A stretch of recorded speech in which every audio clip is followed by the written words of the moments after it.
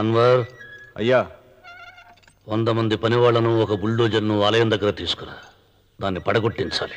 ఒరే రావుడు, అబ్బాయి పెళ్ళయ్యేంత వరకు ఆగమన్నారు, అంగీకరించాను. ఇప్పటికాగే ప్రసక్తి లేదు. దేవుడి జోడికెళ్తే మహాపాపం రా. దేవుడా? వాడి పేరేంటి? శివుడు. మరి బ్రహ్మ, విష్ణువు, రాముడు, కృష్ణుడు, వినాయకుడు, సుబ్రహ్మణ్యం, లక్ష్మి, సరస్వతి, పార్వతి వాళ్ళు దేవుళ్లే. అల్లా, క్రీస్తు వాళ్ళు దేవుళ్లే. వీళ్ళల్లో ఎవడు గొప్పవాడు? వాళ్ళ వాళ్ళ నమ్మకాలు బట్టి వాళ్ళ దేవుడినే గొప్పవాడు అనుకుంటారు. అని సరిపెట్టుకోవడం లేదు. మా దేవుడు గొప్ప, మా మతం గొప్ప అని ఒకరినొకరు నరుక్కుని వస్తున్నారు. నిజంగా దేవుడనే వాడుంటే కొంతమందికి ఎందుకు అన్నం దొరకడం లేదు? కొంతమంది చిన్న వయసులోనే విధవరాళ్ళు ఎందుకు అవుతున్నారు?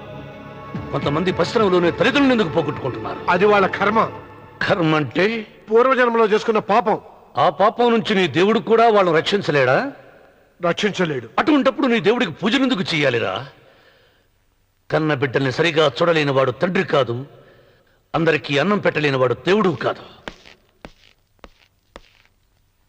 వెంకన్న, నువ్వు సద్బ్రాహ్మణుడివి. వేదాలు చదివావు, ఉపనిషత్తులు చదివావు, పురాణాలు చదివావు. నేను ఏమీ చదువుకోలేదు. అసలు దేవుడి ఆకారం ఎలా ఉంటుందో చెప్పు. ఆయనకు ఆకారం లేదు, నిరాకారుడు. అటువంటప్పుడు గుడులెందుకు, గోపురాలెందుకు, వాటిలో విగ్రహాలెందుకురా? నేను చెబుతాను వినరా. గాలి దేవుడు, అది మనం పీల్చకపోతే చచ్చిపోతాం. నీరు దేవుడు, అది మనం తాగకపోతే బ్రతకలేము. భూమి దేవుడు, అది లేకపోతే మనకు అన్నం దొరకదు. అమ్మా నాన్న దేవుడు, వాళ్ళు లేకపోతే మనం అసలే లేవు. చదువు నేర్పిన గురువు దేవుడు, కష్టంలో, నష్టంలో, సుఖంలో, దుఃఖంలో దగ్గరుండి స్నేహితుడు. స్నేహితుడు అంటే నువ్వు నాకు దేవుడివి. నీకు మొక్కుతాను రా, అంతేగాని ఆ నల్ల రాళ్ళకి రెపురెక్కి కాదు. అంటే గుడి మెట్లకి మొక్కే వాళ్ళంతా మూర్ఖులా? నైవేద్యం పెట్టి నమస్కారాలు చేసే వాళ్ళంతా పిచ్చివాళ్ళ? గుండు గీయించుకుని పొర్లు దండాలు పెట్టేవాళ్ళంతా అమాయకులా? అవును. ఒక గుడి చూపించి ఆ గుడిలో దేవుడు వరాలు ఇవ్వడు అని చెప్పు. ఆ గుడి మెట్లలో ఒక్క మెట్టు కూడా ఎవడో ఎక్కడ. నైవేద్యం పెడతారన్నావు కదూ, ఎందుకో తెలుసా? పెట్టిన క్షీరాన్నాలు, దద్దోజనాలు, పులిహోరాలు మనం మెక్కుతామని తెలిసి, అదే దేవుడు తింటాడని తెలిస్తే శనగ చెక్క, ఒక బెల్లపు ముక్క కూడా పెట్టర్రా. వెంట్రుకలు ఇస్తారన్నావు కదూ, దేనికి? మళ్ళీ ములుస్తాయన్న ధైర్యంతో గుండు గుట్టించుకున్నాక జన్మలో ఒక్క వెంట్రుక కూడా మొలవదు అని చెప్పు. ఒక్కడు కూడా గుండు గుట్టించుకోడు. ఒరే రావుడు, గీతలో శ్రీకృష్ణుడు ఏం చెప్పాడో తెలుసా? చిచి! 16,000 మంది గోపికలతో సరసం, 8 మంది పెళ్లాలతో కాపురం చేసిన కృష్ణుడు ఎలా వేల్పు? వాడు చెప్పిన గీత మన తల రాత. వెంకన్న, నా దృష్టిలో భగవంతుణ్ణి పూజించే వాళ్ళు 2 రకాలు. భయంతో పూజలు చేసేవాళ్ళు, ఆశతో మొక్కేవాళ్ళు. పాపం చేశాం, ఆయనకు దండం పెట్టి చేసిన పాపాన్ని ఏదో ఒక రూపంలో హుండీలో వేసేద్దామనుకునే వాళ్ళు మొదటి రకం. మొక్కితే ఏదో దక్కుతుందని ఆశపడేవాళ్ళు 2వ రకం.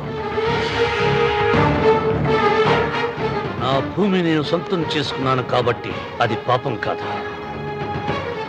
భయం లేదు, ఏదో అయిపోవాలనే ఆశ, తపన నాకు లేదా?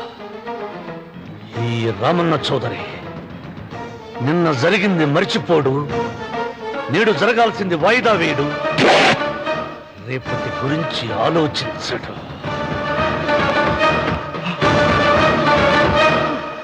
వాస్తు పురుష దేవతాభ్యో నమః. ధ్యాయామి, ధ్యానం సమర్పయామి, ఆవాహయామి,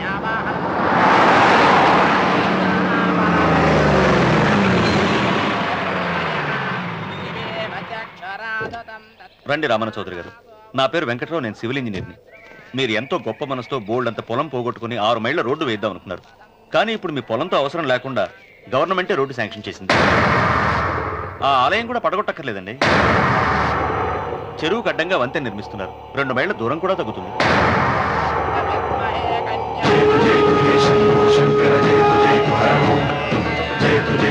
పాట వేయించడానికి నువ్వే వడివిరా, భగవంతుడే వేయిస్తాడు. అమ్మవారి ఆలయాన్ని నువ్వు తాకలేవు. పూలు వేయండి రామన్న గారు. అయ్యో సంస్మరణాత్మం సంసర్వ ఆయన ఎవరు? జటాధారి స్వాముల వారు.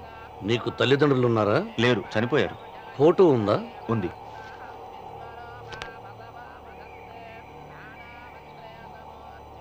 తల్లిదండ్రులను పూజించు, బాగుపడతావు. జడలు మీసాలు ఉన్న వాళ్ళని కాదు.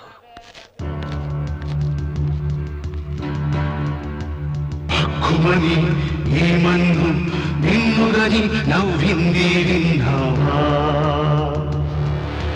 హక్కుమని ఏమన్ను నిన్నుగని నవ్వింది విన్నావా? దేనికి నీవు శాసనకర్తవు కావని తెలిసిందా? నేను నాదంటూ పలికిన మూర్ఖులు భూమిలో మిగిలారా? ఏడడుగుల నేలొకటే చివరికి మనిషికి మిగిలేని ప్రవాహములో కొట్టుకుపోయే గట్టి పరకర మానవుడు. ఏ పాఠం ఎవరికి చెప్పాలో తెలిసిన వాడే ఈశ్వరుడు. రామన్న రామన్న ఇప్పటికైనా తెలిసిందా నీకు? రామన్న రామన్న ఇప్పటికైనా తెలిసిందా నీకు?